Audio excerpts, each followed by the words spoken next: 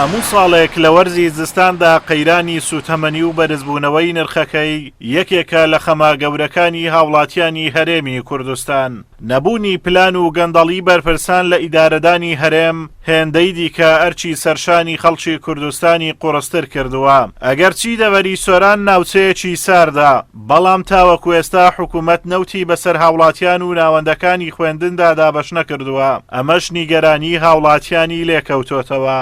بەحکمی ئەوەی ناوچەکانی سۆران کە خۆی لە هەر چوار قەزا دەبێن تۆ چۆمان و ڕوانز مێرگە سۆر ناوچەیەکی شاخاویە بە حکمی ئەوەی دەبێ حکوومەت ساڵانە 2 بۆ 3 بەرمیل نەوت بەو شوێنانە بدات لەگەڵ شوێنەکانی تر جیایە لە بە حکمی ئەوەی ناوچەکە شاخاویە. دەبا ئێستا بەڕێبەری پەروەردەی سۆران لێرە بە من لە بەڕێبەری پەروەردەی سۆران دەپرسم خۆی ئێستا لەبەر سبریت دانیشتووە ئەی چی لەو قوتابخانەیان دەکرد کە ئێستا هیچ بڕەنەوتێکی لێ نییە و لە هەندێک قوتابخانە پارە لە قوتابی باوچ قوتابی وەرگیراوە بۆ دابینکردنی نەوت. وڵاتێکە ژێرزەمینەکەی هەموو نەوتە کەچی یەک بەرمیل نەوت بەڕەوە نابینێ بۆ هەنشوێنانی بۆیە ئێمە بەردەوام دەبین لە فشارەکانمان ئەگەر حکومەت وەڵامان نەداتەوە لە ڕۆژانی داهاتوودا. کوا بەشە نەوتی قوتابخانەکان چێ بردوویەتی بەتاڵان؟ ئەما یەکێک بوو لە دروشمی ئەو کەسانەی ناڕازین لە دابین نەکردنی سوتەمەنی. بامەبەستی فشار دروستکردن بۆ سەر حکوومەت ڕێکخراوەکانی کۆمەڵگەی مەدەنی لە سۆران گەربوونەوەیەکی ناڕەزاییان ئەنجامدا و داوا دەکەن زوو چارەسەری پێدانی نەوت بە هاوڵاتیانی سۆران بکەن. دوا بە دوای هاتنی وەرزی سەرما و سۆڵە و نزیک بوونەوەی وەرزی زستان، بەڵام تاکو ئێستا حکوومەتی هەرێمی کوردستان نەیتوانیوە نەوتی پێویست بۆ قوتابخانە و پەیمانگا و زانکۆکانی هەرێمی کوردستان دابین بکات.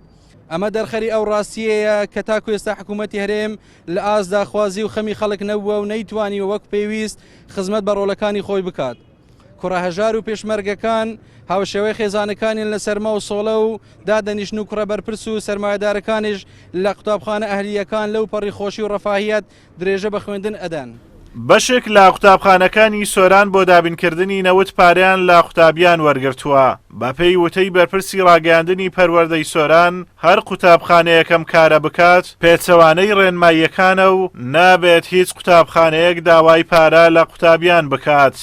بەڵام معلوماتمان هەیە لە سەروی ئەوەشەوە کە قوتابخانە هەیە ئەوێن بە ناساری پارە لە قوتابیان وەرگری یا پێم وایە وەریش گرا لە هەندێک لە قوتابخانەکان ئەو جاوە شتێکی پێم وایە ڕێک نییە شتێکی نامۆیە ناشرینە.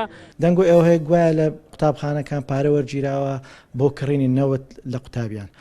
بەڕاستی ئەو هەواڵە ئەگەر ڕاستیش بێت ئێمە بەپێی تعلیماتی وەزارەت نەک بۆ نەوت بەڵکو بۆ هەر پێداویستێکی ناو قوتابخانە هیچ مامۆستایەک هیچ بەڕێوەبەرێک بۆی نییە پارە لە قوتابیان وەربگرێ و داوە پارە بکە. زستانی دەڤەری سۆران جیاواز لە شوێنەکانی تر پێش دەکەوێت و لە ئێستادا لە ناوچە شوێستانیەکانی باڵەکایەتی بەفرباریوە و ئەم ناوچانە زیاتر پێویستیان بە دابینکردنی نەوت هەیە. بۆیە ئەرچی حکوومەتە بە زوویی بەدەم داواکاری ناوچەکەوە بێت و خزمەتگوزاریەکانیان بۆ دابین بکات. ئازادۆمەراوەی کەناڵی ئاسمانی پەیام، قەزای سۆران.